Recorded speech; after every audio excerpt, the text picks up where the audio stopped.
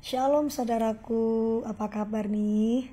Seneng banget saya Ingvi Rizky Ramadan bisa menyapa kembali teman-teman di kesempatan malam hari ini.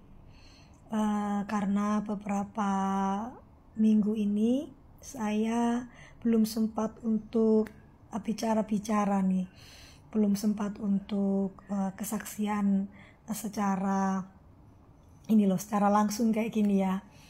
Karena beberapa minggu ini memang saya lumayan sangat sibuk, sehingga saya jarang upload kesaksian saya. Bukan berarti saya tidak mengalami kasih Tuhan. Tentu saja setiap hari saya mengalami kasih-Nya, tapi memang saya jarang ada waktu untuk sharing ya di TikTok. Malam ini sudah pukul 10:30 malam. Saya hendak tidur ya, karena sedari pagi saya belum istirahat. Dari pagi jam 7 pagi sampai 10:30. Ya, seperti biasa saya adalah seorang pekerja, saya sales keliling. Terus sorenya itu kan biasa saya kuliah. Tapi kalau saya nggak kuliah, saya ada pelayanan saya mengunjungi orang-orang, mengunjungi para janda, mengunjungi para murtadin, memberikan pemuritan kepada murtadin supaya mereka kuat di dalam Tuhan. Dan kemudian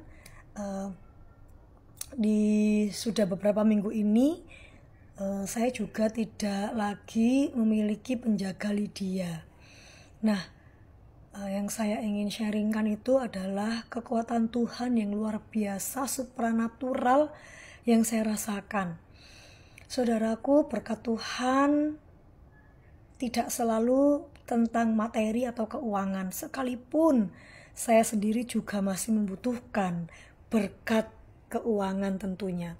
Tetapi bukan hanya itu yang melulu manusia butuhkan ya, tetapi juga kekuatan.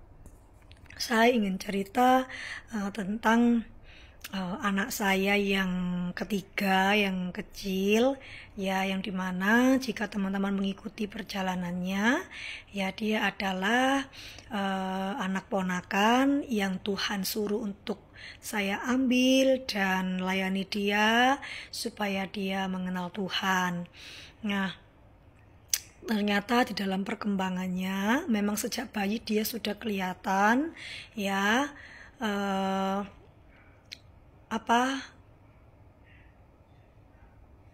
saya tidak tega ya untuk ngomong.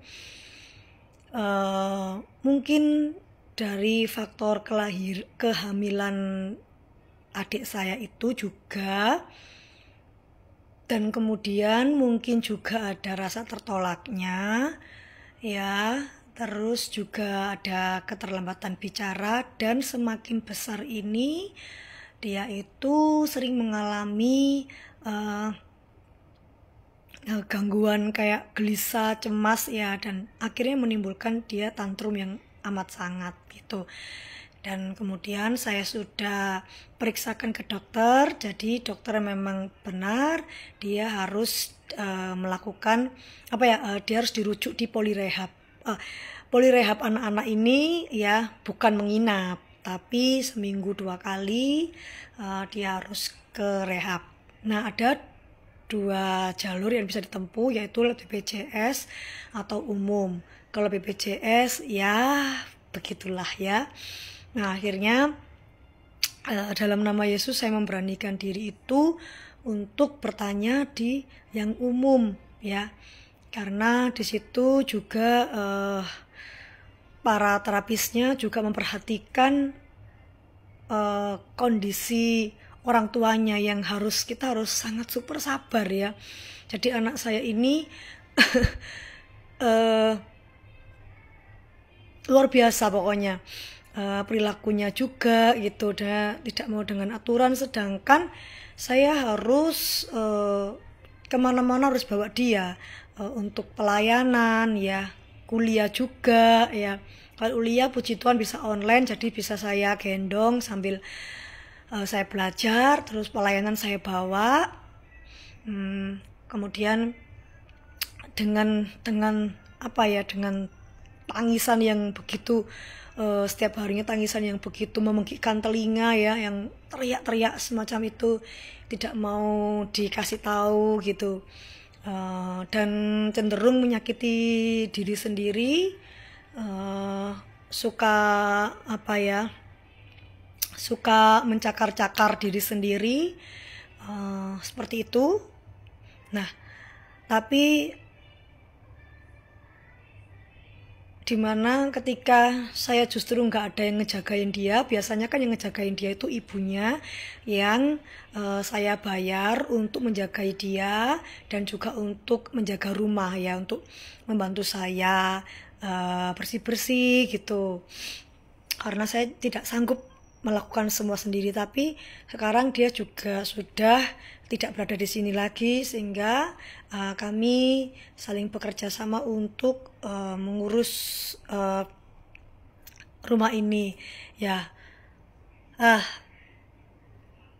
Tuhan, saya kadang merasa di tengahnya saya harus sendiri seperti ini, tidak ada support dari orang tua, tidak ada support dari keluarga ya. Saya merasa ya seakan-akan semua ini kesalahan saya gitu.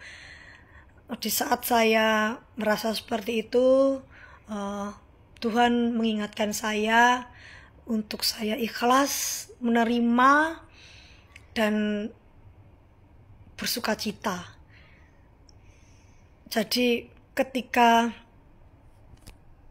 saya ingin menyerah saja, itu ada kekuatan supranatural yang Tuhan berikan kepada saya, sehingga saya bisa kuat dan sabar menghadapi bayi ini, mulai dari bayi sampai sudah 3,5 tahun ini ya. Saya ingin mencuplikan beberapa foto dan video, bukan untuk bermaksud untuk bermaksud untuk bagaimana ke anak ini, tapi bagaimana Tuhan memberikan kekuatan kepada saya dengan supranatural, sehingga saya bisa menjalani kehidupan saya itu dengan sibuk, tapi juga kuat menghadapi anak saya ini ya. Dan juga segala biaya perkembangan anak ini, kebutuhan anak ini itu semua dipenuhi oleh Tuhan. Meskipun saya tidak berkelimpahan, tapi saya dicukupkan oleh Tuhan. Itulah kemurahan Tuhan ya. Puji nama Tuhan ya. Inilah foto-foto ketika anak ini bayi sampai kasihmu